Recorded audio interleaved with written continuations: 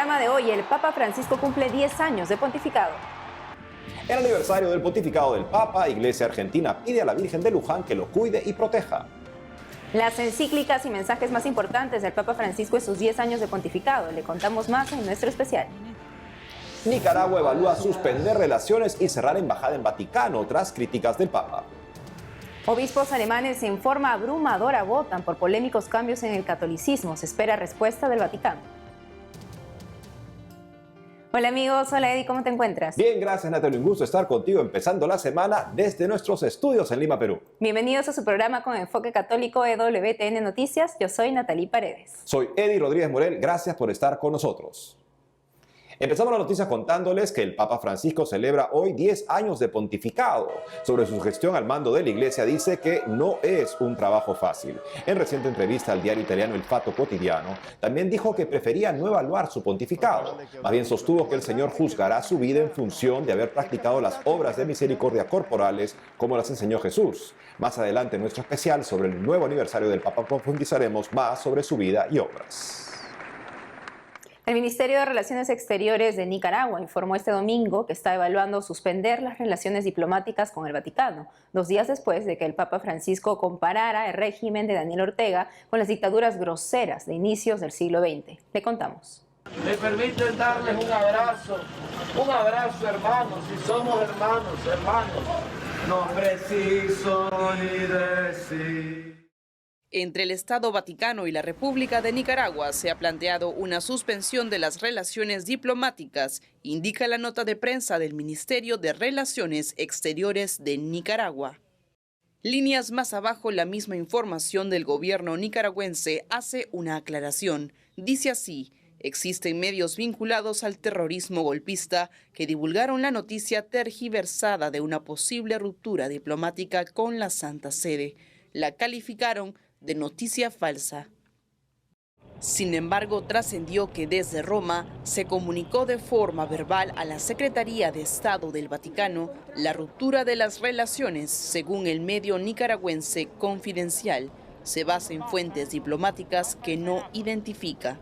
El representante de la Nunciatura en Managua, Monseñor Valle Diouf, tendrá una semana para retirarse de Nicaragua a pedido del régimen, agrega el portal de noticias en Internet. Nicaragua no tiene un embajador ante la Santa Sede desde el 21 de septiembre de 2021. Al anular la designación de Eliet Ortega, solo cuenta con una ministra consejera. Además, desde el año pasado no hay nuncio de su santidad en Nicaragua. El dictador lo expulsó. Monseñor Valle Diouf quedó a cargo de la misión diplomática como secretario de la Nunciatura. La polémica entre el régimen de Nicaragua y el Vaticano ocurrió después de que el Papa Francisco dijera que el presidente Ortega está desequilibrado. También calificó al gobierno nicaragüense como una dictadura grosera durante una entrevista a Infobae el 10 de marzo. Groseras. El ex nuncio apostólico en Nicaragua, Monseñor Fortunado Nuachucu, ante la Organización de Naciones Unidas, expresó su pesar por la situación de la Iglesia en Nicaragua en manos del dictador Daniel Ortega. También opinó sobre el encarcelamiento de Monseñor Rolando Álvarez, obispo de Matagalpa. Monseñor Nuachucu, quien cumplió 5 años como nuncio en Nicaragua, hoy es observador permanente del Vaticano ante la ONU. Escuchemos sus declaraciones. ¿Qué opina de la detención de Monseñor Rolando Álvarez? Soy triste porque yo conozco el país, he trabajado durante 5 años muy bien con todos los lados, con el pueblo nicaragüense, con la iglesia en Nicaragua y también con el gobierno en Nicaragua. Yo salí del país al comienzo de 2018, no sé lo que pasó y lo que sucede es como si yo no reconociera más la Nicaragua que tanto yo amé. ¿La Santa Sede está haciendo una gestión para la liberación de Monseñor Álvarez? Según sus métodos, la Santa Sede no va a anunciar sus actividades por la media social. La Santa Sede actúa por medios diplomáticos, siempre buscando la paz y la concordia. Me permiten darles un Un abrazo, hermanos, si somos hermanos, hermanos. No preciso ni decir. En su tierra natal, Argentina, antes de ser elegido pontífice, el entonces cardenal Jorge Bergoglio trabajó para desarrollar una pastoral en villas y barrios populares, allí donde la pobreza, la violencia y las adicciones golpean más duro. Por sus 10 años de pontificado, la Iglesia argentina lo encomienda especialmente. Sobre esto y más, informa nuestro corresponsal Matías Boca. Dos regiones pastorales, Buenos Aires y la región platense, celebraron los 10 años de pontificado de Francisco con una misa en la Basílica Nuestra Señora de Luján.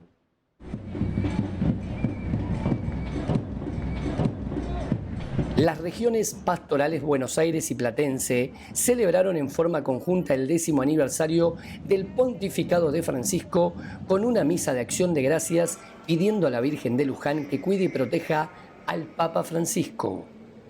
Cabe señalar que la Eucaristía fue celebrada por el arzobispo de Buenos Aires y primado de la República Argentina, cardenal Mario Aurelio Poli, quien en su homilía destacó que deseamos renovar nuestra fidelidad con él y destacar el singular vínculo afectivo que une al pueblo argentino con Francisco.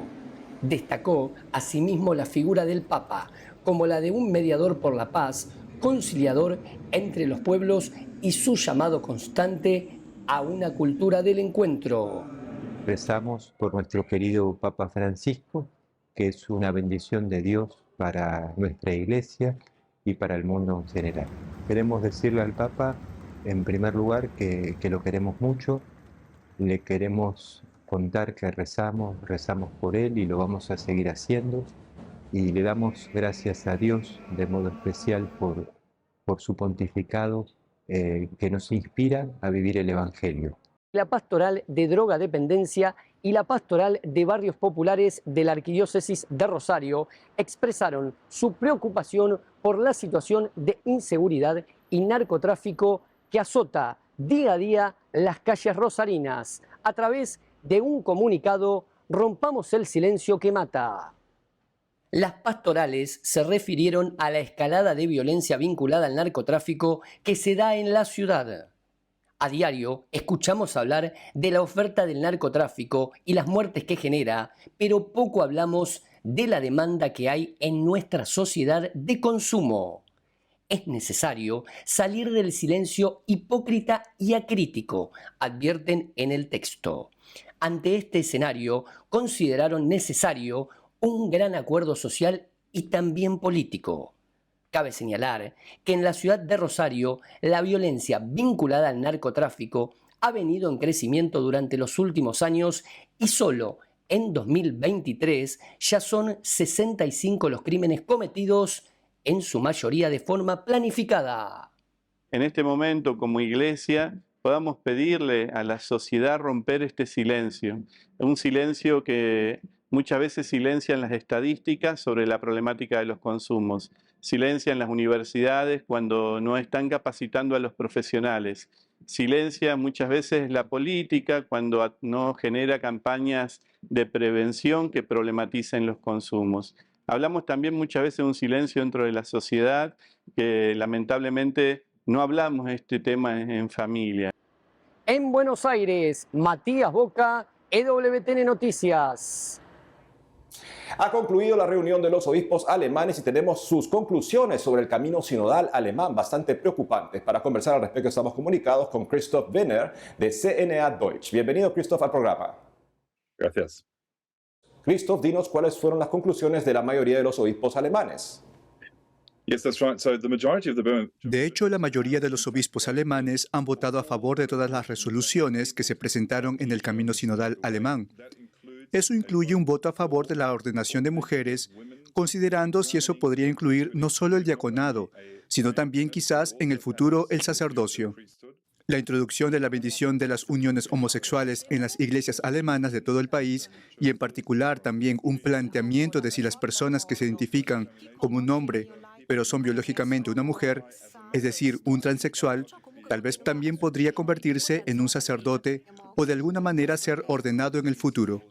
La única resolución que no se aprobó, sin embargo, y que era importante para el Vaticano, fue la introducción de un Consejo Sinodal permanente, que sería una superestructura para cuidar de la Iglesia en Alemania y tomar decisiones que luego correspondía a los obispos aplicar, tal vez en las diócesis.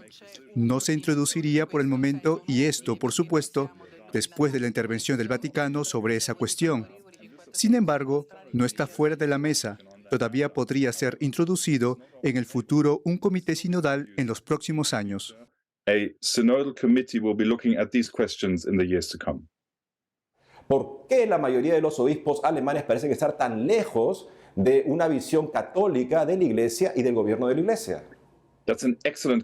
Es una pregunta excelente y de hecho la respuesta es bastante complicada y tiene varios niveles. Una de las realidades de la Iglesia en Alemania es que el Estado secular tiene una influencia increíble sobre la Iglesia, debido a un sistema de impuestos eclesiásticos y una construcción legal que pone a la Iglesia y al Estado muy cerca, creando una Iglesia muy grande financieramente, con un gran número de empleados. De hecho, la Iglesia, juntos con los luteranos, es la segunda mayor empleadora de toda Alemania y recauda muchos impuestos. Recauda del 8 al 9% dependiendo de dónde vivas, de tu impuesto sobre la renta, y le da a la Iglesia una gran cantidad de dinero y responsabilidad. Pero al mismo tiempo, le da a la Iglesia la oportunidad de ser más fácilmente influenciada por lo que el Estado quiere. Y uno de los organismos que crea este tipo de influencia ha sido parte del camino sinodal, y que es el Comité Central de los Católicos Alemanes. Pero otra es la red de asociaciones que tiene en todas las diócesis, que han creado una influencia. Por supuesto, como probablemente sabemos, una segunda gran influencia es cómo se ha desarrollado la teología alemana a lo largo de los últimos años y décadas. Algunos dirían que incluso medio siglo atrás, y cómo esto ha creado una serie de conceptos que ahora son seguidos también por los obispos alemanes. Estas son solo dos capas, hay muchas más, pero crea una situación particular entre lo que sucede y lo que has descrito perfectamente. Al parecer, las declaraciones formales del Vaticano advirtiendo a los obispos alemanes sobre el camino que han tomado ya han llegado a su fin. ¿Qué podemos esperar del Vaticano y particularmente el Papa Francisco en estas circunstancias? Esa es exactamente la pregunta que se hacen muchos católicos, en particular en Alemania, por supuesto, y también algunos obispos, 3 obispos del episcopado alemán específicamente. Actualmente hay 66 obispos, 3 de ellos han votado sistemáticamente no contra las propuestas de la vía sinodal, y algunos de ellos ya han pedido al Vaticano que intervenga. Han escrito al Vaticano, al Santo Padre, pidiéndole al Papa Francisco que intervenga. Al respecto sospechamos, no lo sabremos realmente, pero sospechamos que el Vaticano escuchará de ellos y, por supuesto, el mismo Santo Padre considerará cuáles son sus opciones. Uno de sus más cercanos consejeros teológicos como cardenal alemán, Walter Kasper, quien es un íntimo cercano de la situación en la Iglesia en Alemania, piensa que él podría aconsejar al Papa Francisco sobre cuáles podrían ser sus opciones en términos de lidiar con la situación ahora, con todos los expertos y personas que el Papa Francisco tiene alrededor. En cuanto a si eso podría incluir consecuencias canónicas u otras, por el momento no lo sabemos y por supuesto corresponde al Santo Padre decidir. Muchas gracias, Christoph, por haber estado con nosotros en el programa hoy. Muchas gracias. Thank you so much. Hacemos una pausa y al volver, ser médico de almas, la auténtica vocación del joven Bergoglio. Le contamos más sobre su vida a 10 años del pontificado de Francisco. Además, los documentos magisteriales del Santo Padre más importantes en sus 10 años de pontificado en nuestro especial. Ya volvemos con más noticias con Enfoque Católico.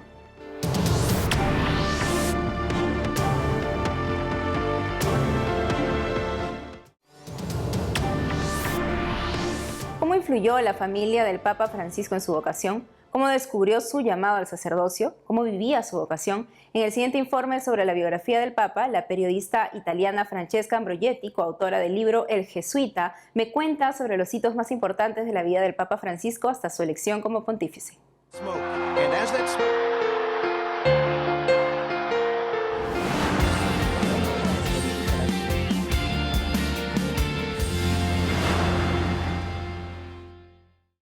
A los 7 años, y con una gran sonrisa en el rostro, Jorge Mario Bergoglio posaba contento junto a su primo, luego de su primera comunión. Bergoglio nació en Buenos Aires, Argentina, el 17 de diciembre de 1936, Hijo de inmigrantes italianos piemonteses, su padre, Mario Bergoglio, era contador. Su madre, Regina Sibori, se ocupaba de la casa y de la educación de los 5 hijos. Tenía una relación muy buena con sus padres, pero sus abuelos formaron parte importante en su vida. Sobre todo había un lazo muy fuerte con su abuela paterna, Rosa Margherita Vassallo, quien fue su guía en la fe. La abuela tenía una gran personalidad y él nos demostró siempre su profunda admiración por ella. Cuando le preguntamos qué salvaría de un incendio, cuáles eran sus cosas más preciadas, una de las poquísimas cosas que él dijo que salvaría es una carta que le escribió su abuela cuando entró al seminario. La periodista italiana Francesca Ambroghetti, coautora junto a Sergio Rubin del libro El Jesuita sobre la biografía del Papa Francisco, nos cuenta cómo fue que su abuela le dio la primera lección de ecumenismo o acercamiento a otras confesiones cristianas. Pregunta a la abuela cuando se cruzan con dos señoras que pertenecían al Ejército de Salvación. Y entonces le pregunta al abuelo si eran monjas. Y la abuela Rosa, Margarita, la abuela Rosa le contesta no son monjas, pero son buenas, hacen el bien. Jorge Mario Bergoglio siempre fue sencillo, austero y de perfil bajo. Mozart, Bach y Beethoven, sus favoritos, además del tango, la literatura su pasión y, como muchos argentinos, el fútbol. A los 21 años sufrió una infección pulmonar por la que fue operado de urgencia. Le extirparon el lóbulo superior del pulmón derecho. Y sí, dice que sufrió muchísimo, y que no entendía lo que pasaba. Le preguntaba a la mamá a veces, ¿qué tengo, mamá? ¿Qué me pasa? ¿Qué me está pasando? Que tenía mucho sufrimiento, mucho miedo, y que dice que la luz la vio a través de una hermana, de una religiosa que había sido maestra de él de catequesis, creo, que lo fue a visitar, y que cuando lo vio sufriendo tanto le dijo, piensa que lo estás imitando a Jesús. Hace 68 años, en la fiesta de San Mateo Apóstol, el Papa Francisco descubrió su llamado a la vida sacerdotal. Fue luego de confesarse, antes de ir a una fiesta popular. Él cuenta que va a la iglesia, antes de ir a este encuentro con los amigos, va a la iglesia, se encuentra con un sacerdote que no conocía, lo conoció por primera vez en ese momento, y ahí, en esa confesión, él dice que sintió que Dios lo estaba esperando y considera que el facilitador fue este sacerdote que lo confesó. Bergoglio iba a estudiar medicina, pero su amor a Dios hizo que sus planes cambien, algo que no le gustó mucho a su madre Regina. Y la mamá estaba convencida que iba a estudiar medicina. Entonces sube al cuarto para ordenarlo y ve que no había libros de medicina, sino libros de teología, religión, filosofía. Entonces le pregunta, dice, ¿qué pasa? Lo encara, dice, ¿dónde están tus libros de medicina? ¿No vas a ser médico? Y él lo cuenta, esto la hermana lo contó, y él mira a la mamá y dice, sí, mamá, voy a ser médico, pero médico del alma.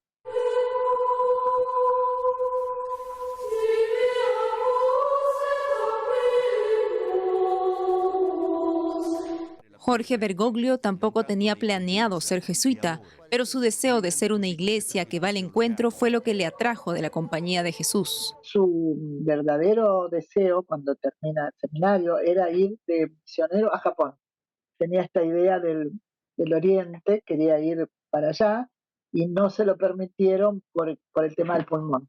El Papa Francisco dormía muy poco porque despertaba temprano para tener su primer encuentro con Dios en la oración. Ahí encomendaba también su servicio. Estos dos serían los ejes de su vocación. En 1992, el Papa Juan Pablo II lo nombró obispo auxiliar de Buenos Aires. En 1997 lo nombró arzobispo coadjuntor. Y el 28 de febrero de 1998 asumió el cargo de arzobispo de Buenos Aires. Fue presidente de la Conferencia Episcopal Argentina durante 2 periodos. En sus viajes a Roma era frecuente verlo sin lucir la llamativa vestimenta de los purpurados. Cuando en 2001 fue creado cardenal por el Papa Juan Pablo II, no se compró una vestimenta nueva, sino que ordenó arreglar la que usaba su antecesor. Cocinaba para él mismo y hasta usaba el metro en lugar de tener un chofer. Él tenía derecho en el arzobispado a tener el cuarto del arzobispo. Cuando él llega a ser arzobispo, le proponen mudarse y él no se quiere mudar. no quiere mudarse porque tengo mi cuarto de antes, no quiero mudarme, está bien así, era el cuarto más austero, despojado que te puedas imaginar. Nada, un armario, una cama, un escritorio, nada más, una cruz, que era la cruz de sus abuelos, creo, y nada más. Y no se quiso mudar al cuarto más cómodo que le correspondía. Tras la renuncia de Benedicto XVI el 13 de marzo de 2013, el cardenal Jorge Mario Bergoglio fue elegido como el pontífice número 266 de la Iglesia, el primer papa latinoamericano. Con el corazón lleno de fe, Jorge Mario Bergoglio dijo sí a Dios y tomó un nuevo nombre, Francisco, por San Francisco de Asís. Así fue que desde su primera aparición emocionó a sus feligreses, a quienes pidió, recen por mí. Questa preghiera de voi su di me.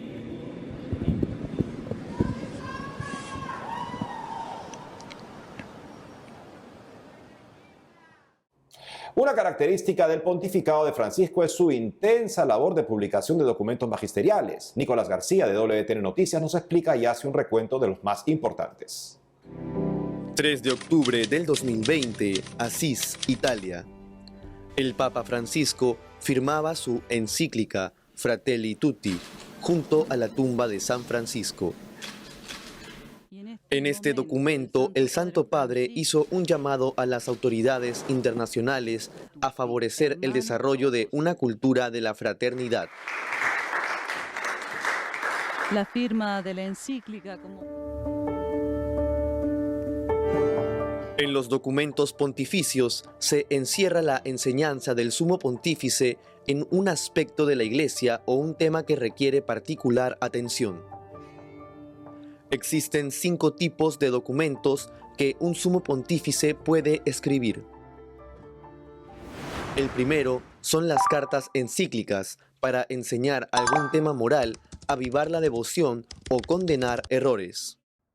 Luego, la Constitución Apostólica promulga leyes concernientes a los fieles. Trata la mayoría de los asuntos doctrinales, disciplinares y administrativos. También anuncian la creación de nuevas diócesis. Las exhortaciones apostólicas se promulgan después de la reunión de un sínodo o reunión de obispos o por otras razones. Son parte de la doctrina de la Iglesia. Asimismo, están las cartas apostólicas, dirigidas a un grupo específico de personas. También forman parte de la doctrina de la Iglesia.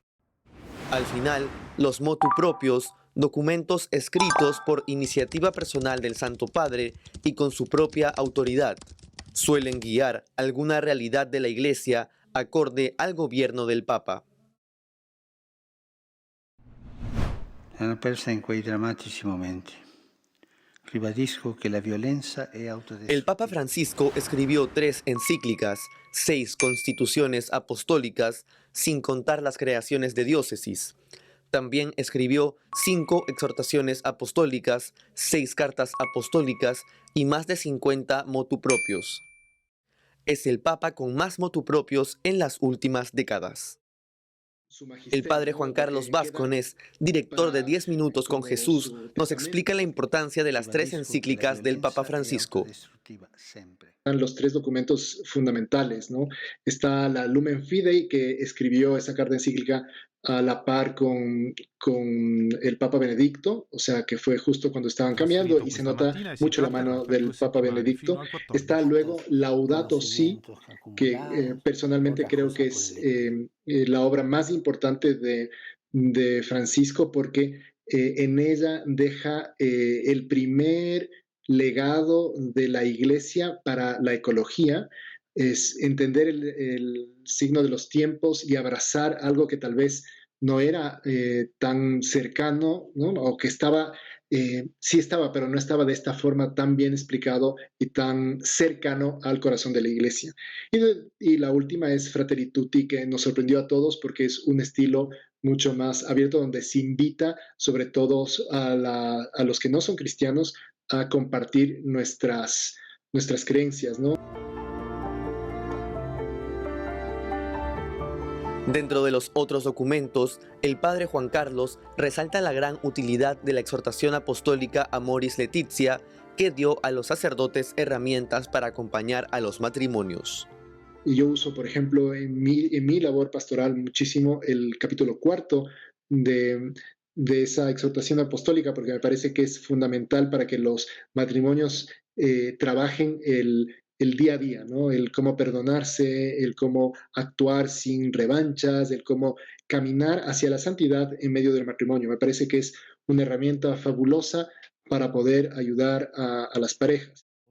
Uno de los documentos que cambió el funcionamiento de la Iglesia y que deja un legado para el tiempo venidero es la Constitución Apostólica Predicate Evangelium. Más que por magisterio, sí como funcionamiento propio de la Iglesia, es la Constitución Apostólica Predicate Evangelium, porque eso cambia la forma de trabajo del Vaticano, reasigna fuerzas y, por ejemplo, la necesidad apostólica propia de la Iglesia, el valor del papel de la mujer, de los laicos, o sea, todo se reordena para que no quede solo en los consagrados, sino que esté sobre todo también en esa parte fundamental de la Iglesia que son los laicos.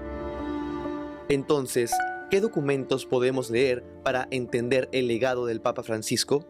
Pero tal vez Gaudete et Exsultate, ese camino a la santidad que todos, en cualquier situación o estado debemos recorrer, me parece como algo muy bonito para entender al Papa Francisco. Muchos de los documentos del Papa Francisco tienen como nombre Laetitia, Exsultate, Gaudete. Son palabras que tienen que ver con la alegría. Para el padre Juan Carlos Vázquez, este es el eje que une el legado de Francisco, la alegría.